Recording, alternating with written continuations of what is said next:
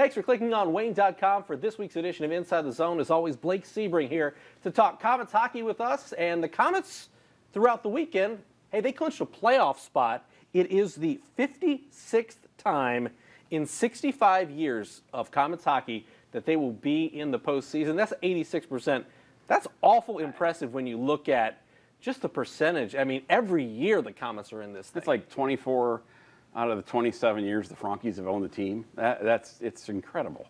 Considering all the different leagues and everything they played in, that's nuts. What do you chalk that consistency up to? Because you mentioned the Frankies, but there have been different ownership groups. There's a lot of turnover, especially now from year to year.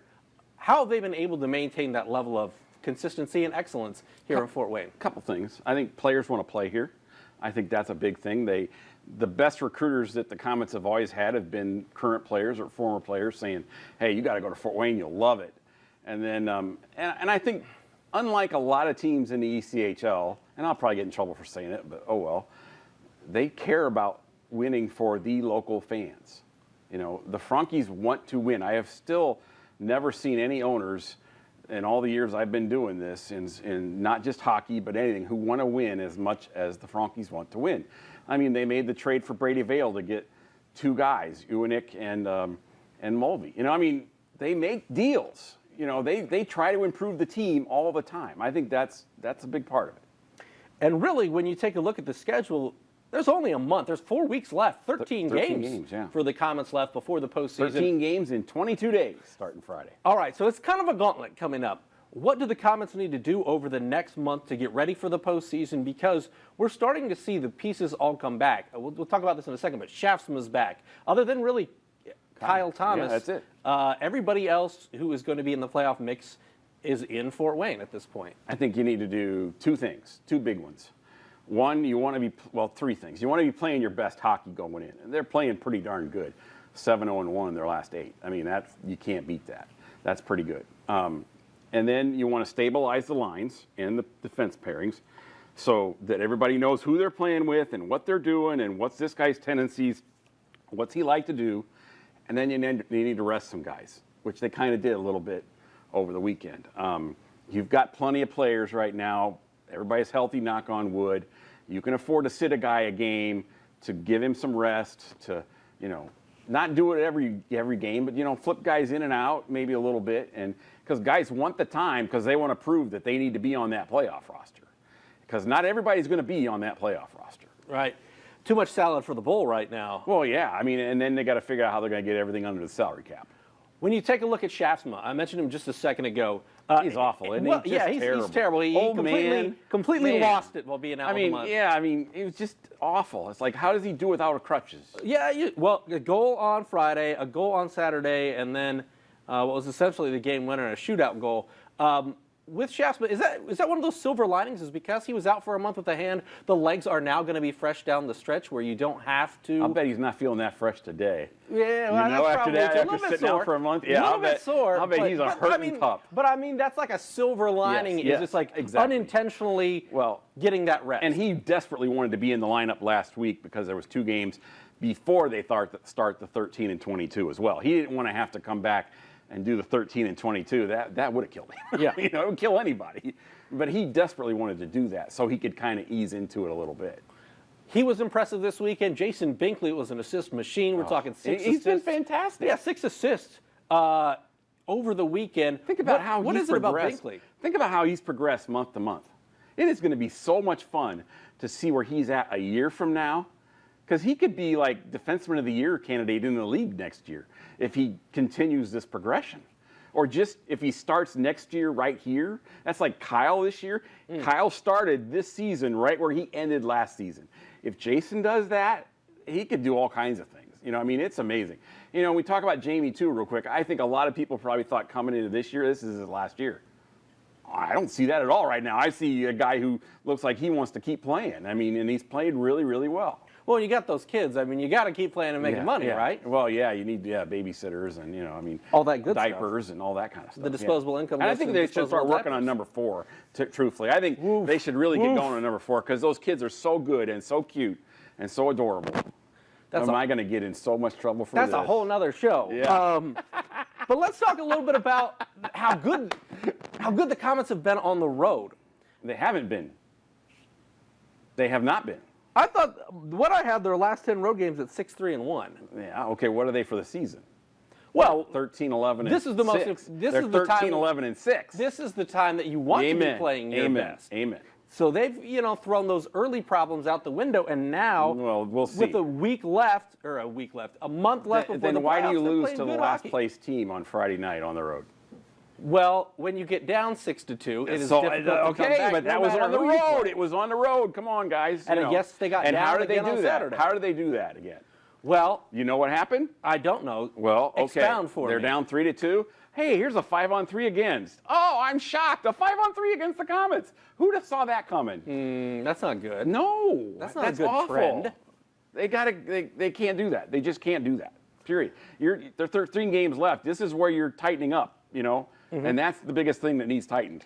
All right, so that's not a good thing. They fell behind in both games this weekend.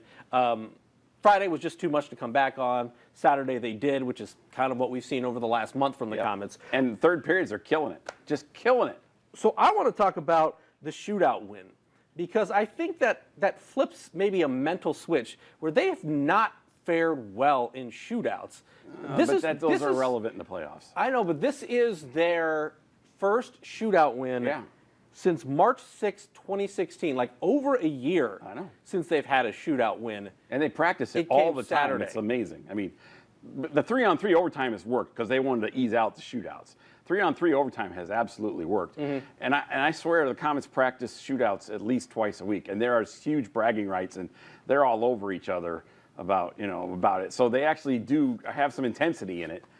And it just doesn't translate for some reason. It's amazing. They don't practice anything as much as they do probably shootouts. Well, I feel like it may have flipped the switch because I remember that Wednesday night game a couple weeks ago where they didn't score in the City, shootout. right. And boy, Gary after the game was just like, I don't know what to do. Right. We're just not good at it for some reason. We practice it all the time. And now they finally win a shootout You know game. the secret to and the you have to feel better. You know the secret to the shootout, though?